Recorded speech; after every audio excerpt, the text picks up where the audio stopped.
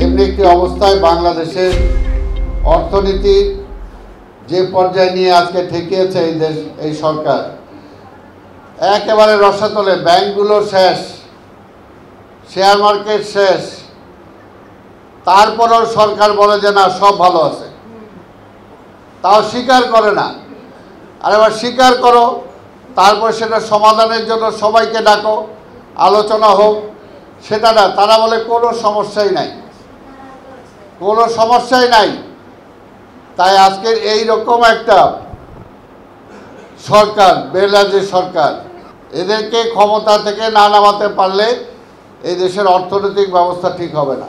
কারণ যে সময় মানুষ খাইতে পারতেছে না, আবার এই সময় দেখছেন আপনি যে কোটি টাকা দিয়ে আজকে গরু বিক্রি হয়, লক্ষ লক্ষ টাকা দিয়ে। কারা কিনে?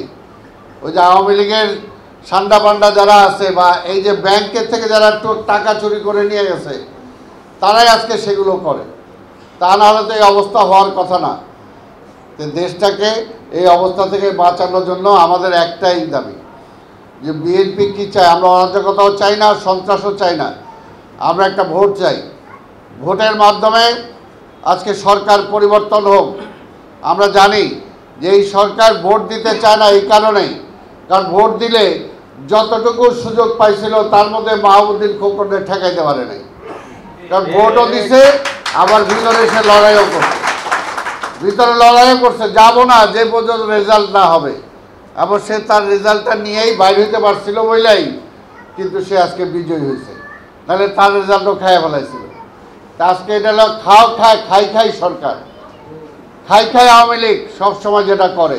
ঈদ আসছে, ঈদের সময় আল্লাহর কাছে আমরা, আল্লাহ এই জালেম সরকারের হাত থেকে আমাদেরকে মুক্তি দাও। এই জালেম সরকারের হাত থেকে এই দেশের মানুষ আজকে বাঁচতে চায়।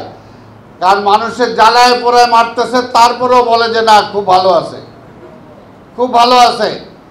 হাজার হাজার কোটি টাকা তারা খরচ করতেছে, কিন্তু সাধারণ মানুষের জন্য আজকে সেই টাকা নাই। মানুষের থেকে আজকে টাকা নিতেছে ট্যাক্সের নামে। এই যে মা বোনেরা যারা, ওরা নিজেরাও জানে না যে আপনারা যখন একটা বনরুটি কিনেন, এইটার থেকেও সরকার ট্যাক্স নেয়। আপনি যে শাড়ি কিনেন, এটা থেকেও সরকার ট্যাক্স নেয়। আপনি যে একটা চাল কিনেন, এটাও সরকার ট্যাক্স নেয়। কাজে আপনারা মনে করেন না যে আপনাদের টাকা নাই, আপনাদের টাকাই সরকার চলতেছে, কিন্তু সেই টাকা আপনারা পাচ্ছেন না, যেটা সরকারের দায়িত্ব। অসহায় মানুষের পাশে দাঁড়ানো, অসহায় মানুষের পাশে দাঁড়ানো, তাদেরকে সাহায্য করা। কিন্তু অসহায় মানুষের পাশে না দাঁড়ায় সবাই যে ব্যাংকের টাকা গচ্ছিত রাখে, এই টাকা তারা লুটা খায় ফেলে। আপনারা দেখছেন পত্রিকা আসছে 4 জন সংসদ সদস্য এই যে বিদেশে সাধারণ কৃষক শ্রমিকের ছেলে মেয়েদের জমি জমা বিক্রি করে বিদেশে পাঠানোর জন্য একজনের 6 লাখ 7 লাখ 8 লাখ করে টাকা দিছে মালয়েশিয়ায় পাঠানোর জন্য। অথচ সেই জায়গায় খরচ হয় 60 থেকে 70 হাজার টাকা। তারপরেও এই 6, 7, 8 লাখ টাকা দেওয়ার পরেও সেই লোকগুলোকে পাঠায় নাই।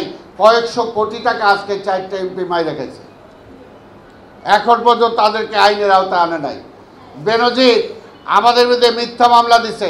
এখন তো আমরা চাই অন্তত বেনজিরে কিছুদিনের জন্য আইলা আজকে জেলখানায় পাঠায়, তারে যে লোটা বাটি কম্বল দিয়ে অন্তত জেলে তারা একটা পাঠানো হোক। তাহলে বুঝবে যে মিথ্যা মামলা আজকে যারা আমরা ভোগ করছি, আমরা কি পর্যায়ে আছি। মিশন 90 সংবাদের পিছনে নয়,